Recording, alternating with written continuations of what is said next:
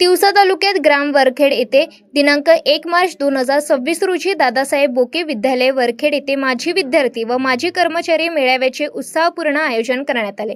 या मेळाव्यास विद्यालयाची स्थापना झाल्यापासून म्हणजेच 1962 पासून ते 2005-6 पर्यंतचे माजी विद्यार्थी मोठ्या संख्येने उपस्थित होते। तसेच विद्यालयातून नेतृत्व झालेले अनेक कर्मचारी या स्नेह मेळाव्यात सहभागी झाले। या मेळाव्याचा मुख्य उद्देश जुन्या आठवणींना उजाळा देणे, स्नेहबंध अधिक दृढ करणे व आपल्या लाडक्या गुरुजनांप्रती कृतज्ञता व्यक्त करणे हा होता।